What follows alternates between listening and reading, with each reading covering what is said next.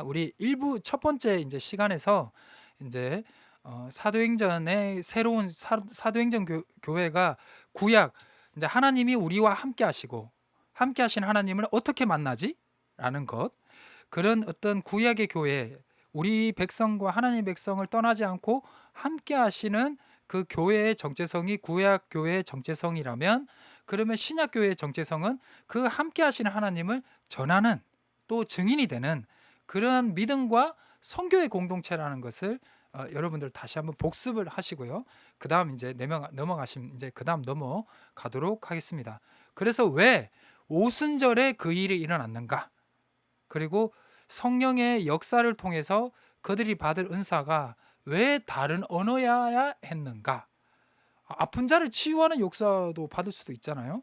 왜 그런 다른 언어를 할 수 있는 은사를 받았는가가 오늘도 또 사도행전을 이해하는 데 중요한 핵심 중에 하나입니다. 자, 그래서 사도행전 교회 정체성을 다시 보면, 자, 사도행전 2장 5절을 보면요, 이렇게 나와 있습니다. 제가 한번 읽어 드릴게요. 자, 사도행전 2장 1절부터 4절이 오순절의 성령의 역사가 임재를 어떻게 하셨고 그들이 그 결과로 다른 언어를 말했다라는 거가 2장 4절까지의 내용입니다. 그래서 2장 5절이 그 시점에 그때에 그 막 이제 다락방 120명이 다락방, 이걸 마가의 다락방이라 보통 얘기하죠.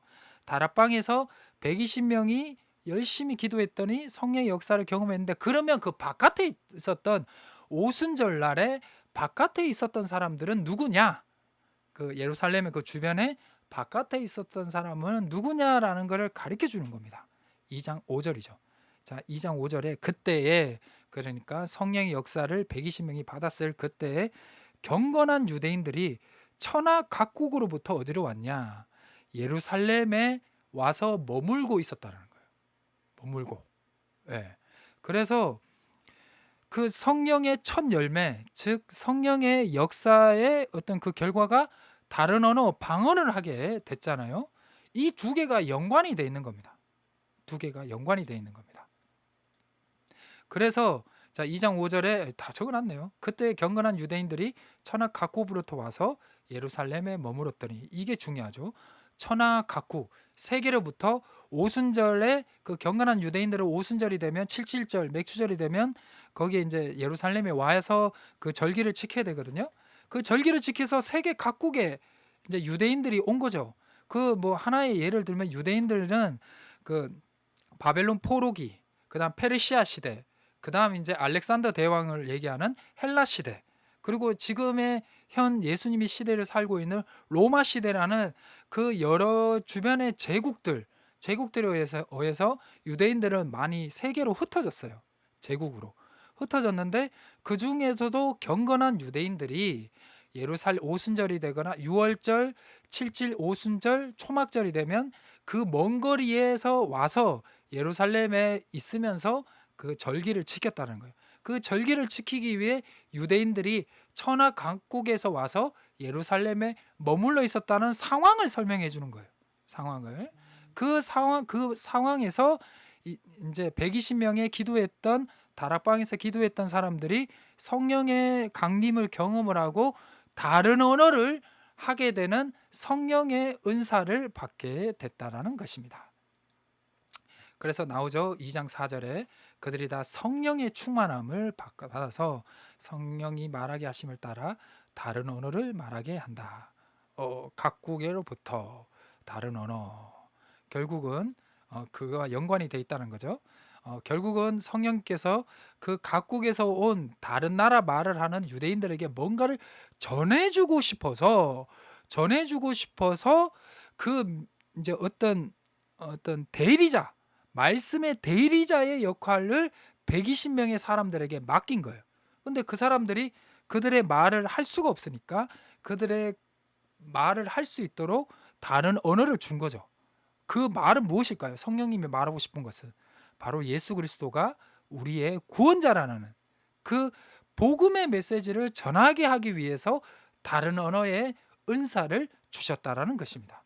여기서 이제 초대교회의 정체성이 이제 점점 더 이제 드러나게 되는 것이죠. 그래서 초대교회의 성령 강림 사건에 의한 결과가 뭐냐? 다른 언어를 사용하게 되어서 각국의 외국 언어를 사용하고 있던 그 유대인들에게 복음을 전하게 됐다라는 것입니다. 이거 뭐 이 정도면 뭐 엄청 쉽죠? 어렵지 않으시죠? 자, 그래서 이 오순절의 사건과 이 바벨탑 사건을 많이 비교를 합니다. 우리 목사님께서도 전에 이제 이 말씀으로 이제 또 비교 이제 해주셨거든요. 이제 대부분 이 말씀을 이렇게 해석을 하는데요. 자, 언어가 언제 혼잡이 됐느냐? 언제 혼잡이 됐느냐? 자, 구약의 이제 창세기 11장에 바벨탑 사건에 의해서 그들이 말이 통하니까 그들이 자꾸 악한지 나쁜지 그래서 이제 탑을 많이 이제 올려가지고 이제 하나님께 다 다르자. 하나님 없이도 우리 살아가자. 막 그런 거죠. 그래서 이제 이들이 이제 말을 이제 통하니까 나쁜 짓만 한다. 그래서 죄를 억제하기 위해서 언어를 혼잡하게 만들었다는 것입니다. 제가 언어만 잘했어도 참. 자, 그런데 성경에는 그 언어를 통일했던 이제 사건이 있죠. 그게 바로 오순절의 사건이죠.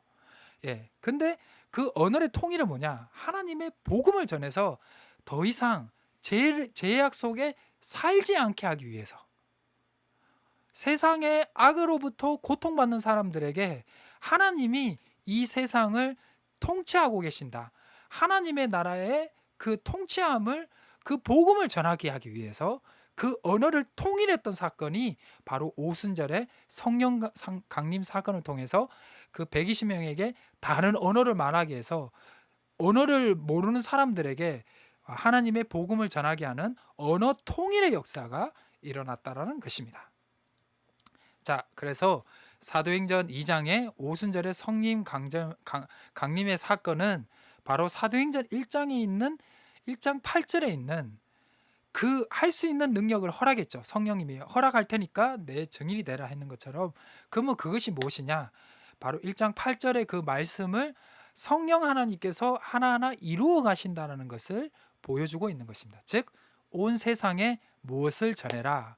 복음을 전해라 라는 것입니다. 자, 어렵지 않으시죠? 자, 그래서 사도행전은요, 이제 1장 8절을 위해서 그 성령 강림을 하셨고, 그 다음 이제 방언을 다른 언어를 일하는 성령의 은사를 주셨죠. 그래서 사도행전은 복음은 이 세상에 누구도 예외 없이 들을 수 있고, 교회란 이 복음을 듣고 전해야 하는 정체성을 가진 믿음과 성교의 공동체라는 것입니다. 그래서 우리 희성교회가 믿음과 이 성교의 공동체로 더욱더 크게 거듭났으면 좋겠습니다. 그래서 이제 사도행전 2장의 성령 강림 사건을 통해서 결과에 의해서 다른 언어를 하게 될 수 있었던 것은 그 의미의 큰 의미는 이 세상의 모든 사람들이 하나님의 복음을 들을 수가 있고 또 들을 자격이 있고 또 들어야 한다라는 그 의미입니다. 네, 더 이상 설명하지 않겠습니다. 그래서 그 사건 이후로 오순절의 사건 이후로 어떠한 일들이 벌어졌느냐? 자, 아까 제가 얘기했지만 촌에 갔더니 애들이 막 프랑스어를 하고 독일어를 하고 막 이야기하면 얘들이 왜 어떻게 이렇게 하지? 얘들이 뭐 외국에서 살다 왔나? 그건 아닌 것 같고. 그래서 이제 궁금하죠? 신기하죠? 그럼 사람들이 몰려들겠죠? 야, 너희 어떻게 말을 해? 그게 진짜 사도행전 2장에 나와요. 네. 자, 우리 사도행전 2장 혹시나 성경책 있으면 11절 12절을 한번 펴보시기 바랍니다. 사도행전 2장 11절 12절 11절에 보면요, 그 중간부터 보면 우리가 다 우리의 각 언어로 하나님의 큰 일을 말함을 듣는도다. 그러니까 이제 경건한 외국에서 온 경건한 그 유대인들이 무슨 말을 듣느냐? 하나님이 크신 일을 하는 것을 듣게 됐다는 거예요. 그러니까 그 120명의 그 사람들, 성령의 은사와 다른 언어를 말했는 사람들이 야, 나 외국어 할 수 있다. 와, 나 성령의 은사를 받았다. 그렇게 자랑한 것이 아니라 성령님이 원하시는 일을 충실하게 했다는 것이죠. 하나님의 크신 일을 말했고 그들이 듣게 됐다는 거예요. 그랬더니 12절에 다 놀라 당황하며 서로 이르되 어찌 된 일인가 라고 하고 13절에 조롱하는 사람도 있었죠. 꼭 그렇습니다. 꼭 그렇습니다. 그래서 사람들이 많이 이제 몰려들게 되어서 그들이 이제 하나님의 큰 일을 막 들리니까 신기하게 해서 몰려들었고 그 이후로부터 2장 14절부터 베드로가 설교를 하게 되죠. 설교를 하게 돼서 거기서 3천 명이 회개를 하고 세례를 받게 되면서 이제 초대 교회의 시작을 알리게 되었습니다. 그래서 사도행전 2장 43절에서 47절에 보면 진정한 교회의 부흥은 바로 이러한 모습이 있는 교회는 교회의 성도의 수에 많고 적음이 이제 없이 부흥의 모습을 하고 있다라고 보시면 돼요. 아시죠? 자기의 것을 나누고 또 찬양하고 서로 이렇게 즐겁게 지내는 아름다운 신앙 공동체의 모습이 있는 곳이 바로 무엇이다? 부흥의 된 교회의 어떤 조건이라고 보시면 될 것 같습니다. 여러분들도 저도 뭐 옛날에 뭐 학교에서 거지 전도여행단은 동아리에 제가 또 있었고요. 그다음 또 제 목표가 늘 그 전도 특공대 만드는 게 제 목표였고 그걸 이제 하나의 좀 제가 뭐 만들어 놓은 건 아니었지만 그래서 제가 뭐 이렇게 사역할 때 좀 전도 특공대랑 함께 이렇게 움직였을 때가 있었는데요. 그 전도 특공대는 소수로 이제 세상에 토요일마다 또 목요일 저녁에 이제 1시간씩 2시간씩 이제 제가 포항에서 있을 때거든요. 포항 시내에 나가서 이제 복음을 전했는데요. 전도지를 많이 나눠주는 거를 하지 말자. 우리는 한 사람이라도 제대로 복음을 전하자. 한 명이라도 좋다. 네, 그 이제 캐치프레이즈로 우리 어떤 마인드로 이제 나갔거든요.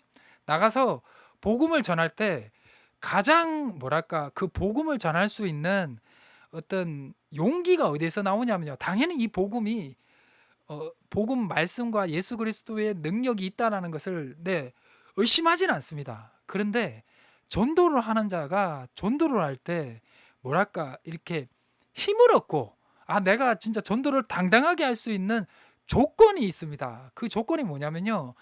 자기가 다니는 교회가 좋아야 됩니다. 자기가 다니는 교회가 아름다워야 됩니다. 자기가 다니는 교회가 예배만 드리더라도 위로가 되고 힘이 돼야 됩니다. 그리고 내가 잘못한 거에 대해서 회개할 수 있는 그런 은혜가 있어야 됩니다.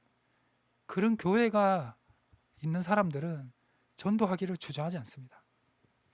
근데 제가 잠깐 있었던 교회가 좀 그랬거든요. 네. 그래도 만나는 사람에게 전도를 이제 복음을 듣는 사람에게 가까운 교회를 가라고 말씀하였습니다. 그런 교회가 부흥합니다. 그래 그때 이제 그 교회가 진짜 인원이 엄청 늘어났거든요. 우리 전도하니까 재밌는 것은 그 전도 특공대가 여름에 여름 사역한다고 한 2달 동안 쉬었거든요. 근데 재밌는 게 뭔지 아세요? 2달 동안 쉬었는데 새신자가 안 들어오더라고요. 그리고 다시 전도팀을 운영을 하니까 우리가 굳이 뭐 전도해서 데리고 오지 않더라도 새신자가 자발적으로 막 들어오더라고요. 아주 신기한 경험이었습니다.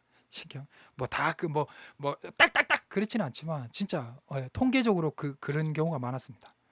네, 그래서 우리 희성교회도 이런 사도행전 2장 43절과 47절, 그다음 사도행전 4장에도 나오죠. 그래서 우리 사도행전 읽으면서 우리 교회가 이 사도행전에 꿈꿨던 또 말씀하는 교회로 이루었으면 좋겠습니다.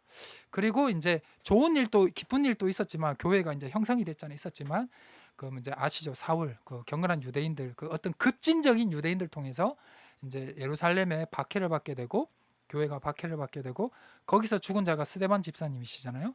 그래서 이제 고난을 통해서 이제 사방으로 흩어지게 되죠. 흩어지게 됐는데 그들이 마음속에 복음을 가지고 있고 교회의 정체성이 뭐라고요? 정착하는 것이 아니라 복음을 계속 전하는 거라 그랬죠. 그래서 그들이 있는 그 자리에서 복음을 전하게 됐고 계속 이제 외국으로도 이방으로도 선교의 장이 확장하게 되었고 굳이 베드로와 바울의 전도에 의해서 세워진 교회도 있었지만 베드로와 바울에 의해서 세워지지 않는 교회에서 가장 유명한 교회가 로마의 교회 아니겠습니까? 그래서 바울이 로마에 가기 전에 로마에 있는 성도들에게 안타까워 가지고 그들에게 전한 편지 글이 바로 로마서가 아닙니까? 로마서. 네, 그래야 되는 겁니다. 자, 지금 몇 시죠? 지금 50분 전에 끝내려고 그랬는데. 자, 네. 자, 빨리 끝내야 되겠네요. 자, 이해하시죠? 이해하시죠?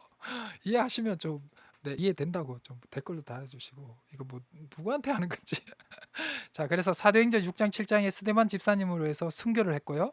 그다음 흩어지게 됐죠. 그래서 사도행전 8장에 빌립 지사님이 사마리아에서 전도를 하고, 또 거기서 또 돌아다니다가 이디오피아 내시, 지금의 에디오피아죠. 예, 감사합니다, 김주환 지사님. 네, 성경 교재 하나 드리겠습니다. 네, 절대로 파일로 주지 않는 제가 저만이 가지고 있는 자료. 네, 자, 그래서 이디오피아 내시에게 또 이제 이사야서 읽고 있는데 이해가 안 돼가지고 빌립 집사님이 해석을 해주죠. 해석을 해주고, 그다음 이제 사도행전 10장에 로마인에게 베드로가 이제 세례를 주는, 이거 막 이제 복음이 이제 뻗쳐 나가는 거예요. 그게 바로 교회의 정체성인 거예요.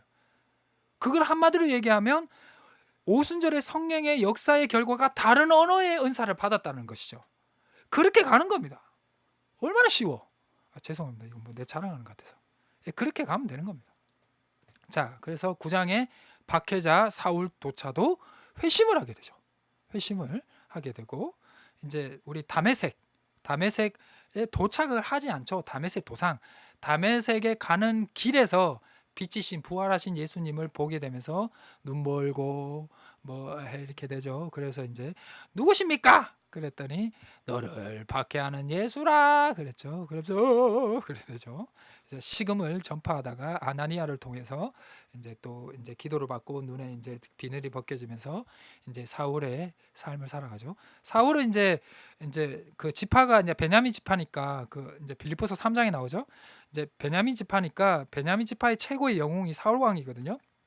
그래서 이제 사울이 됐고, 그래서 히브리식 이제 그 이제 이름이 사울이고, 이제 헬라식 이름이 이제 그겁니다. 뭐죠? 이제 바울입니다. 바울. 약한 자였나? 뭐 낮은 자였나? 그런 의미일 겁니다.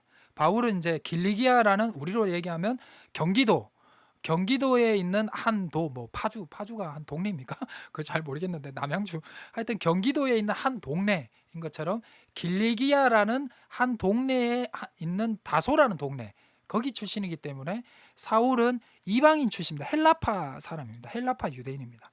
근데 헬라파, 그건 다음 주에 얘기해 드리겠습니다. 안 돼. 이렇게 얘기하면 안 돼.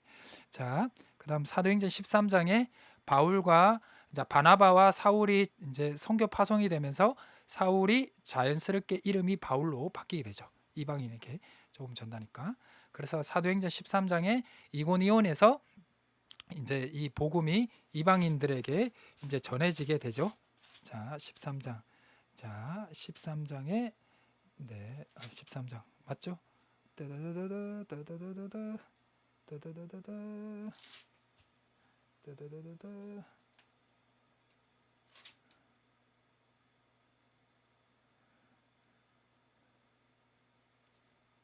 네.